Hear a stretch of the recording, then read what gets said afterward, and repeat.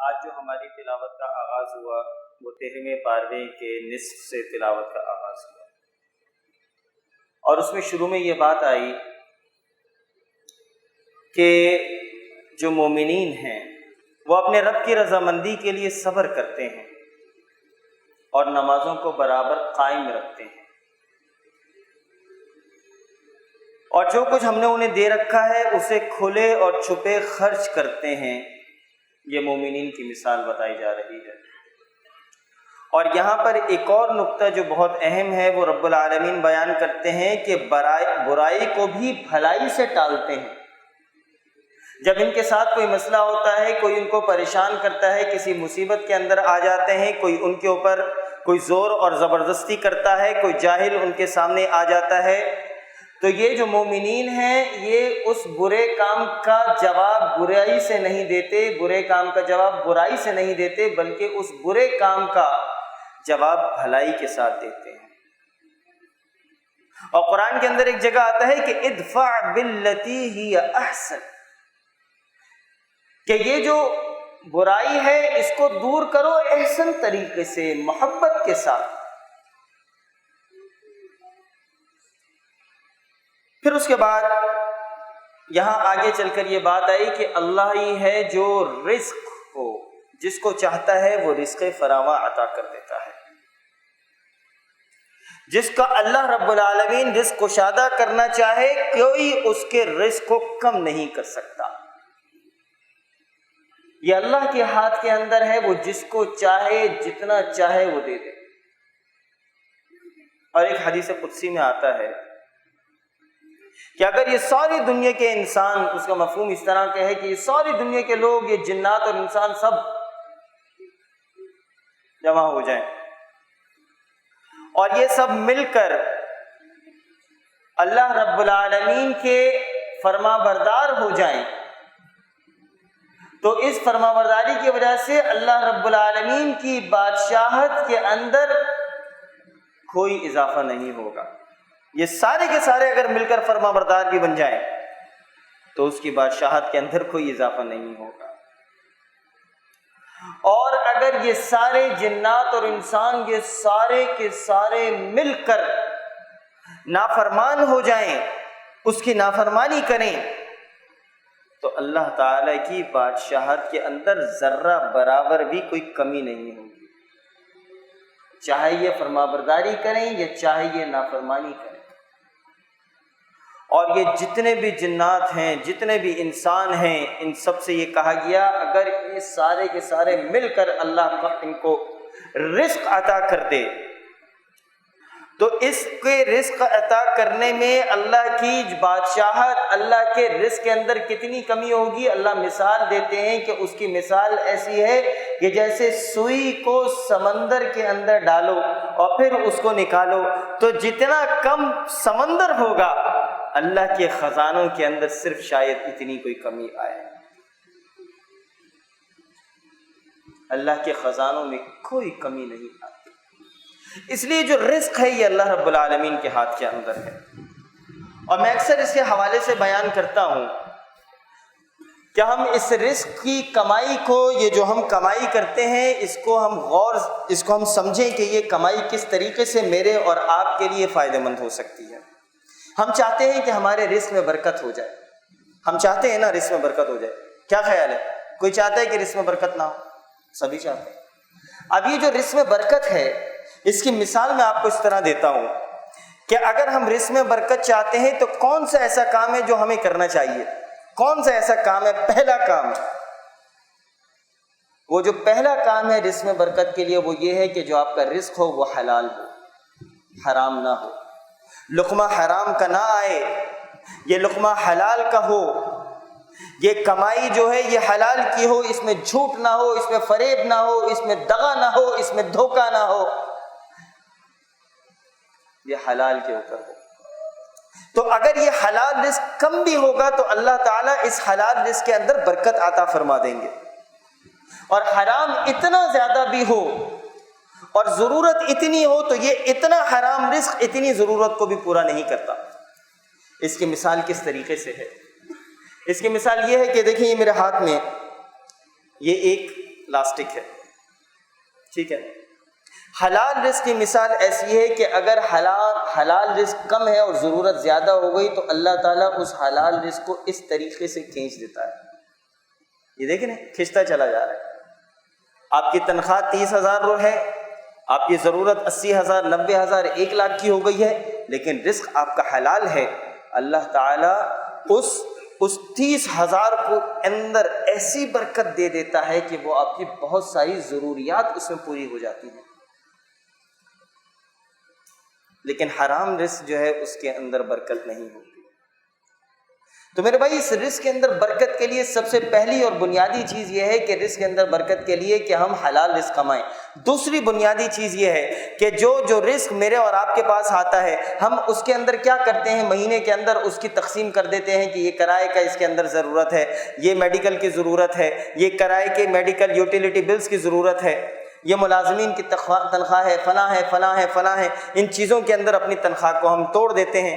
لیکن اکثر ایسا بھی ہوتا ہے کہ بہت سارے لوگوں کی جو تنخواہ ہوتی ہے اس کے اندر ایک حصہ مقرر ہوتا ہے صدقے کا۔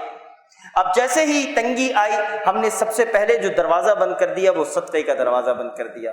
رزق میں برکت کا جو سب سے ایک دوسرا جو بنیادی اصول ہے وہ یہ ہے کہ اگر رزق کے اندر تنگی ہوئی ہے تو وہ والا جو دروازہ ہے کون سا، وہ دروازہ جو صدقے کا دروازہ ہے، اس صدقے کے دروازے کو بڑا کر دیا جائے، اسے کھول دیا جائے، رزق میں برکت آ جائے گی۔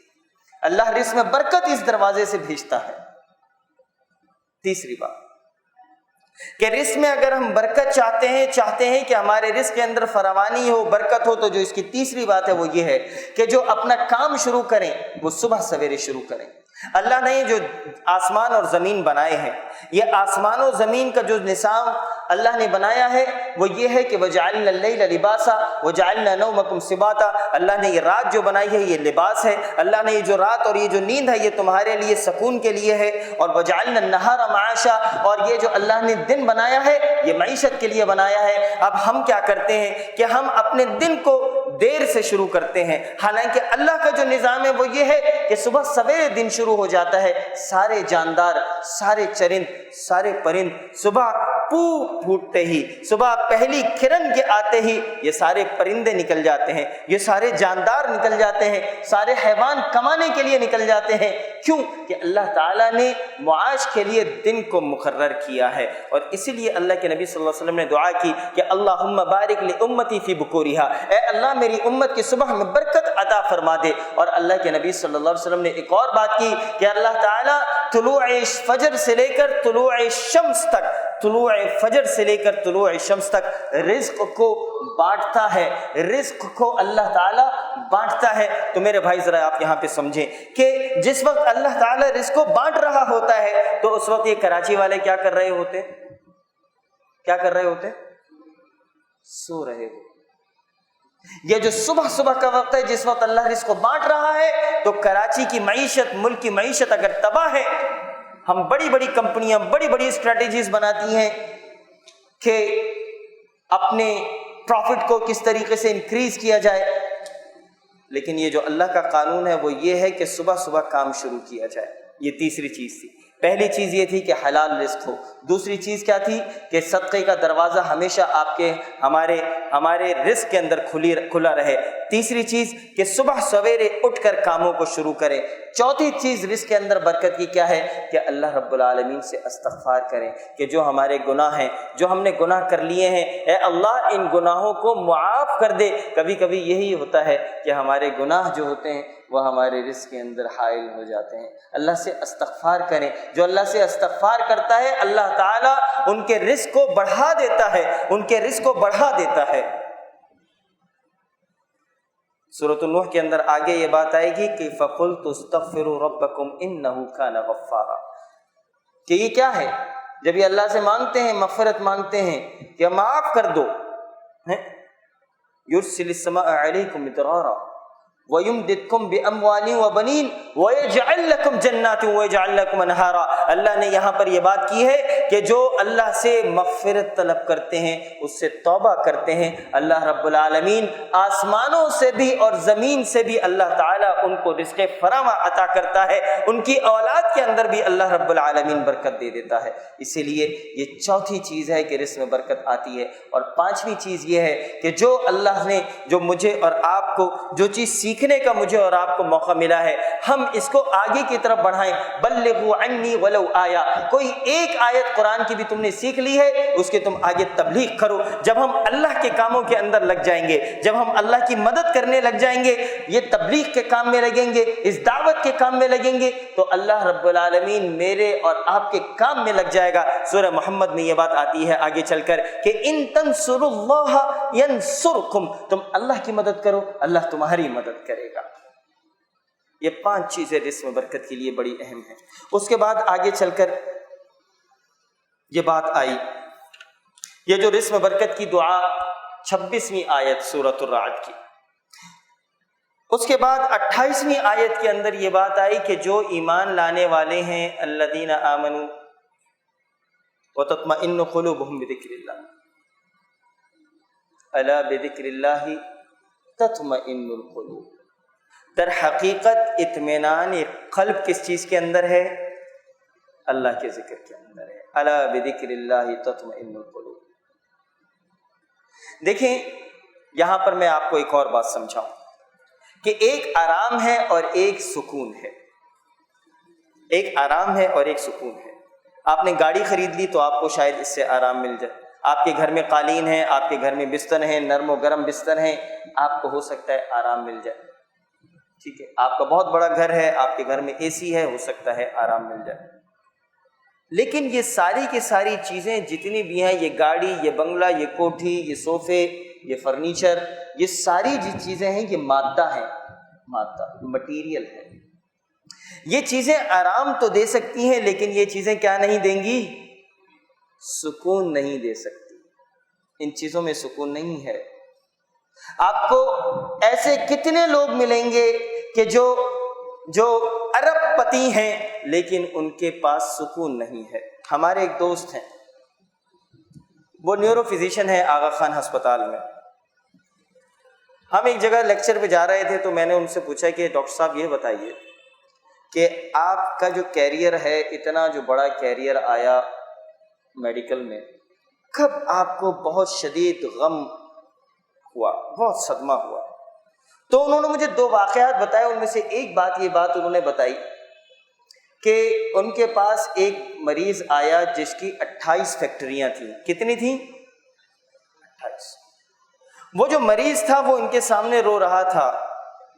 وہ کہنے لگا کہ میری 28 فیکٹریاں ہیں اور میری اولاد میرے لیے دعا کرتی ہے کہ ابا کب مریں گے۔ وہ آدمی جس کی 28 فیکٹریاں تھیں، جو ارب پتی آدمی ہو، لیکن اس کے دل کے اندر کیا نہیں ہے؟ سکون نہیں ہے۔ ہر چیز موجود ہوگی لیکن سکون شاید اس میں نہ آئے۔ تو سکون کے لیے، یہ روح کے سکون کے لیے، دیکھیں جسم اور روح 2 چیزیں ہیں۔ آپ کو جسم کو آرام تو دے دیں گے یہ ساری چیزیں، لیکن روح کو آرام نہیں ملے گی۔ روح کو جو سکون ملتا ہے وہ اللہ کے ذکر سے ملتا ہے۔ اب اس کا اندازہ لگائیے، اس کی مثال دیتا ہوں کہ اللہ کے نبی صلی اللہ علیہ وسلم ایک دفعہ رات کو جب آرام کرنے کے لیے آئے تو ان کے بستر کو ان کی کسی اہلیہ نے، ام المؤمنین نے، اس کو تھوڑا سا نرم کر دیا، جس کی وجہ سے تہجد کے لیے تھوڑی سی آپ صلی اللہ علیہ وسلم کو پریشانی ہوئی، دیر ہو گئی۔ اب جب اٹھے تو وہ ناگوار ان کو گزرا کہ تہجد جو ہے، ایک تو سارا دن وہ کاموں میں لگے رہتے تھے، رات کو بھی تھوڑا آرام کرتے تھے، پھر دوبارہ اس کے بعد قیام کیا کرتے تھے، تہجد کیا کرتے تھے۔ اب بظاہر جب ان کی اہلیہ نے، ام المومنین نے ان کے بستر کو نرم کیا تھا تو ان کو تو زیادہ آرام ملنا چاہیے تھا۔ اب جب زیادہ آرام ملتا تو ان کو زیادہ سکون ملتا، لیکن در حقیقت اللہ کے نبی صلی اللہ علیہ وسلم کو سکون نہیں ملا۔ سکون اللہ کے نبی کو جو ملا وہ اللہ کے سامنے کھڑے ہونے سے ملا۔ تو آپ یہ بات ذہن میں رکھیں کہ سکون نیند کے اندر نہیں ہے، سکون کسی اور چیز کے اندر ہے، یہ غیر مادی چیز ہے، یہ روح کا جو سکون ہے وہ در حقیقت اللہ رب العالمین کے ذکر کے اندر ہے۔ الا بذکر اللہ تطمئن القلوب۔ اس کے بعد سورہ ابراہیم کی تلاوت کا آغاز ہوا، اور یہاں پر جو سب سے اہم بات کی اللہ کے نبی صلی اللہ علیہ وسلم کے حوالے سے بھی، کہ یاد رکھو ہم نے موسیٰ کو اپنی نشانیاں دے کر بھیجا کہ تو اپنی قوم کو اندھیروں سے روشنی میں نکال اور انہیں اللہ کے احسانات یاد دلا۔ یہ آیت نمبر 5 ہے سورہ ابراہیم کی، اور یہاں پر اللہ فرماتے ہیں کہ اس میں نشانیاں ہیں، ان فی ذلک لآیات لکل صبار شکور، اس میں نشانیاں ہیں ان لوگوں کے لیے کہ جو صبر کرنے والے ہیں اور جو شکر کرنے والے ہیں۔ وہ لوگ جو صبر کرتے ہیں، ابھی جو گرمی آئی ہوئی ہے اس میں بھی راضی رہتے ہیں کہ بھئی اللہ کو یہ گرمی منظور ہے تو مجھے بھی یہ گرمی منظور ہے، اگر اللہ کو یہ گرمی منظور ہے تو مجھے بھی یہ گرمی منظور ہے، زبان سے شکوہ نہیں کرتے کہ کیوں یہ ہے۔ ان فی ذلک لآیات لکل صبار شکور، صبر اور شکر کے اندر اللہ نے بہت کچھ رکھا ہے۔ اور اس میں اللہ کے نبی صلی اللہ علیہ وسلم کی ایک حدیث بھی ہے کہ مومن کا جو معاملہ ہے وہ بڑا عجیب ہے، اللہ تعالیٰ اس کے لیے جس امر کا بھی فیصلہ کرے وہ اس کے حق میں بہتر ہوتا ہے۔ اگر اسے تکلیف پہنچے اور وہ صبر کرے تو یہ بھی اس کے حق میں بہتر ہے، اور اگر اسے کوئی خوشی پہنچے اور وہ اس پر اللہ کا شکر ادا کرے تو یہ بھی اس کے حق میں بہتر ہے۔ مومن کا معاملہ تو بڑا عجیب ہے، وہ ہر وقت صبر کے معاملے میں ہوتا ہے۔ اور شکر کی بات کیا ہے کہ اللہ نے قرآن میں کیا کہا کہ لَإِن شَكَرْتُمْ لَأَزِيدَنَّكُمْ، تم اللہ کا شکر ادا کرتے چلے جاؤ گے کہ اللہ نے جو کچھ تمہیں دیا ہے، تمہیں مال دیا ہے، تمہیں اولاد دی ہے، تمہیں آرام اور سکون دیا ہے، تمہیں روزگار دیا ہے، تمہیں بہت سارے مصیبتوں اور مشکلات سے بچایا ہوا ہے، تمہیں بیماریوں سے بچایا ہوا ہے، اللہ کا شکر ادا کرو۔ لَإِن شَكَرْتُمْ، جو اللہ کا شکر ادا کرے گا تو لَأَزِيدَنَّكُمْ، اللہ تعالیٰ اس کے مال میں، اس کی اولاد کے اندر، اس کے معاملات کے اندر اللہ اور برکت عطا کرتا چلا جائے گا۔ لَإِن شَكَرْتُمْ لَأَزِيدَنَّكُمْ۔ اور پھر آگے چل کر یہ بات آئی کہ شیطان کا مکالمہ، شیطان اور سورہ ابراہیم کی تلاوت کے بعد جو اگلی جو سورت شروع ہوئی وہ سورۃ الحجر تھی۔ اس کے شروع میں یہ بات آئی کہ انا نحن نزلنا الذکر وانا له لحافظون، کہ اس قرآن کو کس نے نازل کیا ہے؟ ہم نے اس قرآن کو نازل کیا ہے، اور اس قرآن کی حفاظت کر کے ہم دکھائیں گے، اس کی حفاظت کی ذمہ داری بھی ہمارے اوپر ہے، اس قرآن کی حفاظت کی ذمہ داری بھی ہمارے اوپر ہے۔ اب ذرا یہ سوچئے کہ آج اگر خدا نخواستہ یہ ساری حکومتیں مل کر، یہ سارے جتنے بھی نافرمان لوگ ہیں، جتنے بھی یہاں پر دنیا کے اندر بڑی بڑی سپر پاورز ہیں، یہ سارے مل کر اگر اس پوری دنیا سے، نعوذ باللہ، اس پوری دنیا سے اس قرآن کے جتنے صحیفے ہیں ان کو اٹھا کر سمندر برد اگر کر دیں، اس کے بعد بھی یہ قرآن اس دنیا سے رخصت نہیں ہوگا۔ یہ بظاہر یہ قرآن صحیفوں کے اندر تو موجود ہے، لیکن کروڑوں لوگ ایسے ہیں کہ یہ قرآن ان کے دلوں کے اندر محفوظ ہے۔ تو تم تو صحیفے تو ختم کر سکتے ہو، ان کتابوں کو مٹا سکتے ہو، لیکن اس دل سے اس قرآن کو، اس سینے سے اس قرآن کو نہیں نکال سکتے۔ اس لیے یہ آیت کی جو چیلنج دے رہی تھی 1450 سال پہلے، آج بھی اس آیت کا چیلنج پوری طریقے سے بول رہا ہے کہ کوئی اس کے اندر ایڈیشن اور سبٹریکشن نہیں کر سکتا۔ اس کے بعد شیطان کا اور آدم کا مکالمہ، وہی والی چیز دوبارہ آئی کہ شیطان کو کہا گیا کہ سجدہ کرو، اور یہ شیطان اس نے سجدہ کرنے سے منع کر دیا۔ اس بے وقوف کو یہ بات سمجھ نہیں آئی کہ در حقیقت وہ آدم کو سجدہ نہیں کر رہا بلکہ وہ اللہ کی فرمانبرداری کر رہا ہے۔ وہ بے وقوف یہ نہیں سمجھ سکا۔ اس کے بعد آگے چل کے سورۃ الحجر کے آخر میں یہ آیت آتی ہے کہ وَلَقَدْ آتَيْنَاكَ سَبْعًا مِّنَ الْمَثَانِي وَالْقُرْآنِ الْعَظِيمِ، کہ ہم نے 7 بار پڑھی جانے والی آیات جو ہے وہ نازل کی ہیں، بار بار پڑھی جانے والی آیات، بار بار پڑھی جانے والی آیات۔ یہ آیت نمبر 87 ہے۔ یہ جو اِنَّا نَحْنُ نَزَّلْنَا الذِّكْرَ وَإِنَّا لَهُ لَحَافِظُونَ، یہ آیت نمبر 9 تھی، اور یہ آیت نمبر 87 ہے کہ یہ جو قرآن پاک کے اندر یہ جو 7 آیات ہیں نا، بڑی بڑی بار بار پڑھی جانے والی آیات، یہ ہم نے نازل کی ہیں۔ وہ کون سی 7 آیات ہیں؟ کیا خیال ہے؟ جی، سورۃ الفاتحہ۔ یہ بار بار پڑھی جانے والی آیات ہیں۔ اب ذرا غور کیجیے اس کی حکمت کیا ہے۔ دیکھیں، کوئی نماز ایسی نہیں ہے کہ جو سورۃ الفاتحہ کے بغیر مکمل ہو، کوئی نماز ایسی نہیں ہے۔ اب آپ یہ بتائیے کہ سارے دن میں ہم جو فرائض ادا کرتے ہیں، 2 رکعات فجر کے، 4 رکعات ظہر کے، 6 ہو گئے، پھر 4 رکعات فرض عصر کے 10 ہو گئے، پھر 3 رکعات مغرب کی 13 ہو گئیں، اور پھر 4 رکعات عشاء کی 17 ہو گئیں، اور وتر کی 3 رکعتیں 20 رکعتیں۔ فرائض 17 اور واجب 3 ملا لیں تو 20 رکعتیں کم از کم ایسی ہیں کہ 20 رکعتوں کے اندر سورۃ الفاتحہ کی تلاوت کی جا رہی ہے۔ اس کا مطلب یہ ہے کہ یہ جو اسٹیٹمنٹ ہے، یہ جو چارٹر ہے، یہ تمہاری زندگی کے لیے بہترین چارٹر ہے کہ کم از کم 20 دفعہ ایک آدمی روزانہ 20 دفعہ اس سورت کی تلاوت کرے گا۔ اور اس سورت کے اندر یہ جو الفاظ ہیں کہ ایاک نعبد و ایاک نستعین، اے اللہ میں تیری عبادت کرتا ہوں، اے اللہ میں تجھ سے مدد مانگتا ہوں، یعنی کہ شرک کے سارے دروازوں کو بند کر دیا گیا۔ اس کو بار بار یہ بات بتائی جا رہی ہے کہ تمہیں کوئی رزق نہیں دے سکتا، تمہیں کوئی مدد اور نفع نہیں دے سکتا، تمہیں کوئی نقصان نہیں پہنچا سکتا۔ صرف اور صرف اگر کوئی مدد پہنچانے والی ذات ہے تو وہ اللہ کی ہے، اور اگر کسی کی تم عبادت کرو، اگر کسی کے سامنے سجدہ کرو، اگر کسی کے سامنے تم رکوع کرو، تو صرف وہ واحد ہستی ہے کہ جو اس سجدے اور اس رکوع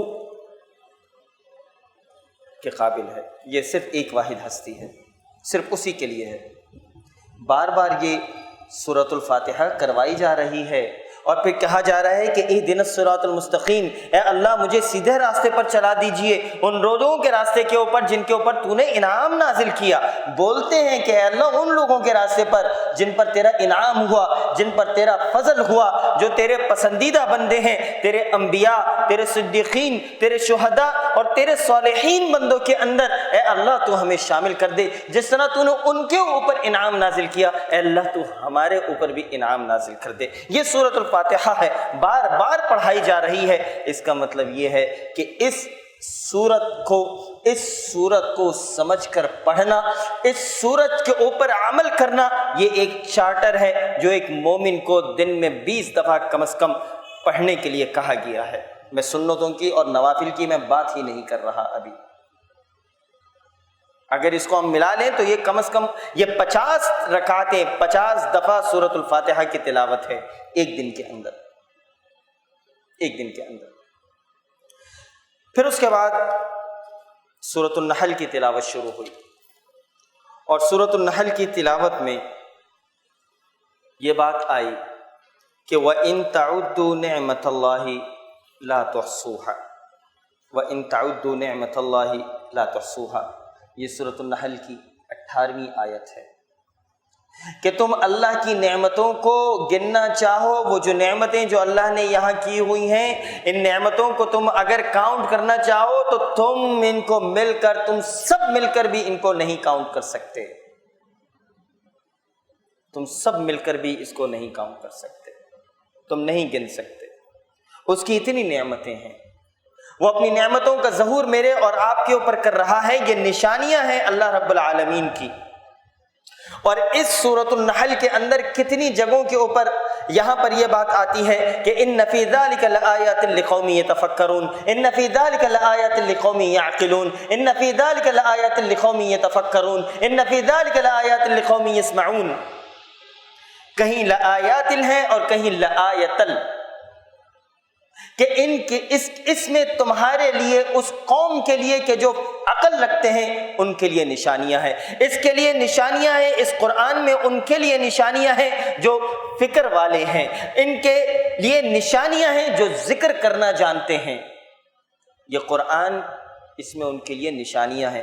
اور جب یہ سورۃ النحل کی تلاوت ہو رہی ہے، اس سورہ نحل کے اندر اللہ تعالیٰ آسمانوں کا تذکرہ کر رہا ہے، زمین کا تذکرہ کر رہا ہے، رات اور دن کا تذکرہ اللہ رب العالمین کر رہا ہے، اور اللہ تعالیٰ ان جانداروں کا تذکرہ کر رہا ہے۔ یعنی کہ آپ یوں سمجھ لیجئے کہ جتنی بھی سائنٹیفک میریکولس چیزیں ہو سکتی ہیں، جو معجزات ہو سکتے ہیں، ان ساری چیزوں کو، ان ساری نشانیوں کو اللہ تعالیٰ یہاں پر اس کا تذکرہ کرتا ہے، اور پھر اس کے بعد کہتا ہے کہ اس میں نشانیاں ہیں، اس قرآن میں نشانیاں ہیں، اس رات اور دن میں نشانیاں ہیں، اس آسمان اور زمین میں نشانیاں ہیں، عقل والوں کے لیے، عقل والوں کے لیے۔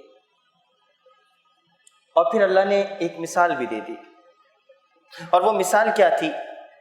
وہ مثال ایک شہد کی مکھی کے لیے دی کہ یہ شہد کی مکھی کیا ہے؟ یہ بھی ایک تمہارے لیے نشانی ہے کہ یہ پہاڑوں کے اوپر جاتی ہے، یہ مختلف پھولوں کے اوپر اور پودوں کے اوپر جاتی ہے، اور مختلف جگہوں سے اپنا رس تھوڑا جمع کرتی ہے، لیکن مختلف جگہوں سے رس جمع کر کے جو رطوبت وہ نکالتی ہے اس میں خیر ہے، اس میں نفع ہے۔ ذرا سوچئے تو صحیح کہ وہ جو شہد جو بنتا ہے یہ کس طریقے سے بنتا ہے۔ وہ شہد کی مکھی وہ چاروں طرف گھومتی ہے، اور پھر اس کے بعد جو مجھے اور آپ کے لیے جو شہد نکالتی ہے اس کی کیا ہی بات ہے۔ اس میں نشانی ہے عقل والوں کے لیے کہ یہ چھوٹی سی مکھی کس طریقے سے تمہیں خیر کا کام دیتی ہے۔ اس کو کس نے بنایا؟ اس کے نظام کو، اس کے سسٹم کو کس نے بنایا؟ تمہیں ساری چیزیں پتہ ہیں، تم بھی یہ سارے کام کر کے تم کوئی آرٹیفیشل چیز بنا سکتے ہو؟ ساری چیزیں معلوم ہیں کہ یہ پتہ ہے کہ یہ آنکھ جو بنی ہے، اس آنکھ میں کیا کیا چیزیں موجود ہیں، لیکن میں اور آپ آج یہ سائنس یہ آنکھ نہیں بنا سکتی، یہ کان یہ سائنس نہیں بنا سکتی۔ یہ اللہ رب العالمین کی نشانیاں ہیں ان لوگوں کے لیے کہ جو عقل رکھتے ہیں۔ اللہ رب العالمین سے دعا ہے کہ اللہ رب العالمین مجھے اور آپ کو قرآن عظیم الشان کو سمجھنے کی اور اس کا حق ادا کرنے کی توفیق عطا کرے۔ یہ اقول قولی ھذا استغفر اللہ لی ولکم ولسائر المسلمین والحمد للہ رب العالمین۔ جزاکم اللہ خیرا۔